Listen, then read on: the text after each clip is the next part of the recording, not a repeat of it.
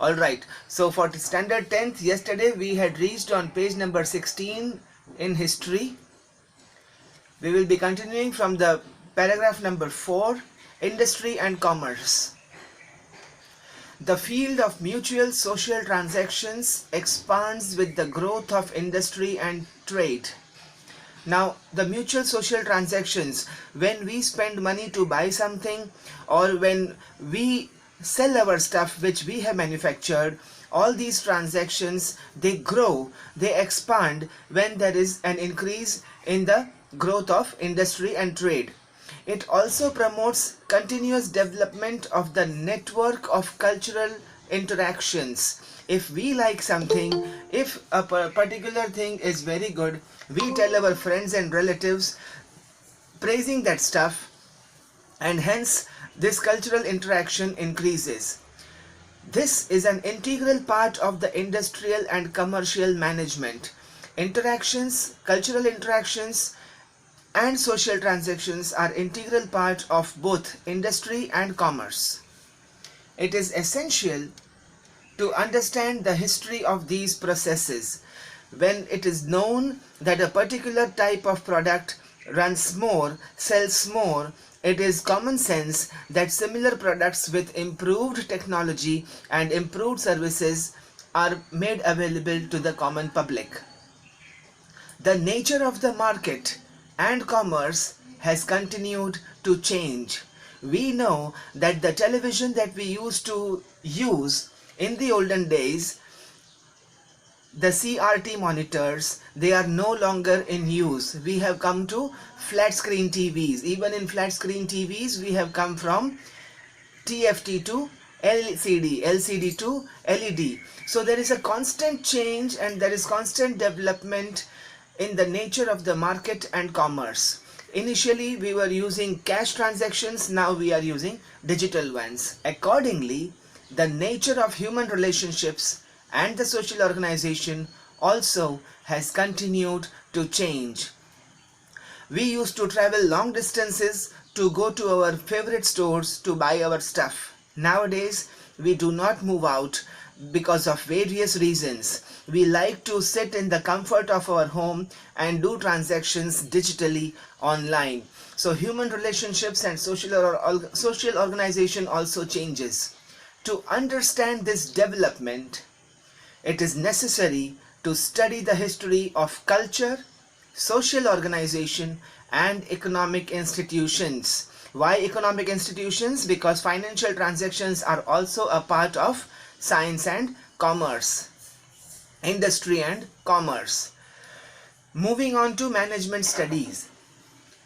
Now we will be learning about the history of management studies. Why is history important in management studies? In order to understand various factors involved in the chain of production, such as means of production, from where to bring the raw stuff, human resources, how many people will be required to run the factory or industry, and processes of production, which will be the best suitable process to start the production, as well as the chain of market and sales management, how to market our stuff. Just manufacturing our stuff is not sufficient. It has to reach the distributor. From distributor, it has to reach the dealers. From dealers, it has to reach the retailers. And at retailers' sale point, there has to be an advertisement mentioning that our product is on sale at this particular place. All this is included in the chain of market and sales management. It is essential to have a knowledge of similar functional systems of the past.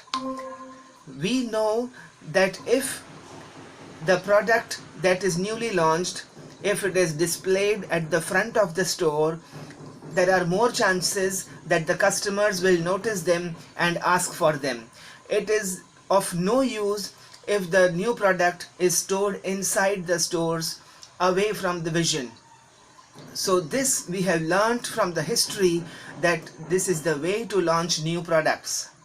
Also, whenever a new product is launched, it is common sense to give free samples of the new product just for the consumers to taste. that will increase the interest in our new product. It is essential to understand the psychological character of people working at various levels in the chain of production and marketing for healthy management. Now, the psychological character means we need to pick up the people who are really interested in salesmanship. We cannot just pick up youth and people who are not interested. That will not help our management. In order to achieve it, in order to achieve the goal of management, healthy management, understanding of the social and economic institutions that support the industrial and commercial processes is important. Now we also need to understand the social side, the economic side. We cannot just keep on spending money in advertisement and marketing. We need to take care that we do not overspend and we do not use up our profits. Knowledge of history in this regard makes the management at various levels easier. Now, just to sum it up, I'll give you an example. We all know that Parle-G, a packet of Parle-G costs 5 rupees.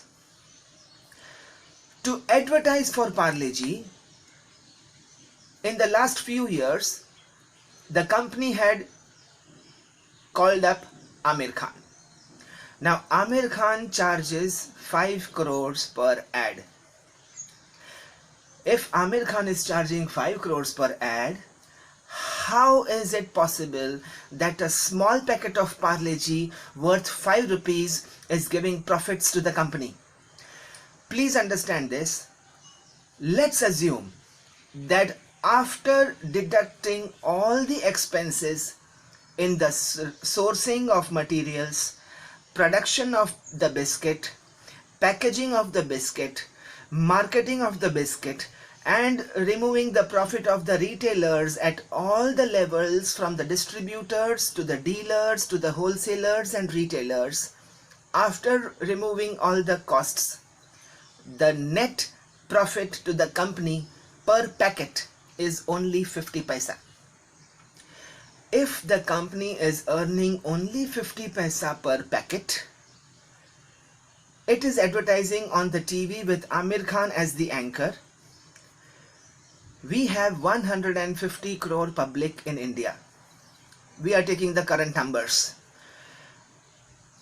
If this 150 crore public in India, if every person of this population buys a 5 rupee packet of Parle-G, just one packet, just once in the whole year, if every person buys just one packet, just one time during the full year, we are talking about 50 paisa into 150 crores. That is 75 crores net profit in 1 year. It is common sense that out of 75 crores, Parle-G is able to spend 5 crores to give it to Amir Khan, plus whatever the charges of the television for using that slot of 20 seconds or 30 seconds. Out of 75 crores, the company is still earning 70 crores as pure profit for 1 year through that 5 rupee packet of Parle-G. This is what we learn from history of sales management. Similarly, there are so many examples which we know and which we understand. For that, it is essential that we keep an eye on history. Proceeding with arts, it is important to understand the development of various art forms with the help of their style of expression and their foundation in the form of intellectual, emotional, cultural traditions. Every dance form is connected with culture.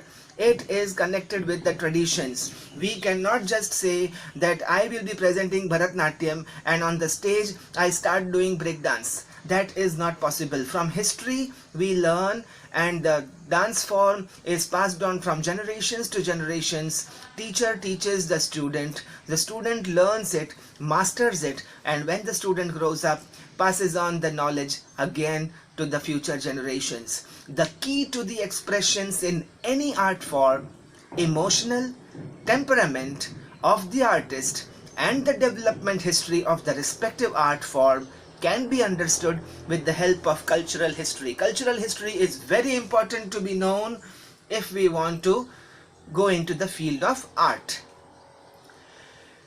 Now, humanities. Humanities include disciplines like history, archaeology, sociology, anthropology, political science, economics, etc. Everything relating to humans. To understand the history of the origin and development of these disciplines is an essential part of their learning, is an essential part of the learning of the people who are interested in the course of humanities. All disciplines that we mentioned just now, they are supposed to have their origin in philosophy. Philosophy is the way of thought, how human beings think, how they react, how they respond to every event that happens around us. Ancient people all over the world tried to speculate. Speculate means guess, in order to understand the relationship between the universe and human existence. No one knows for sure how did the universe come into existence and how the human beings came into existence in this universe. But the speculation gave rise to various mythological stories about the origin of this world. Mythology means from the texts, the religious texts.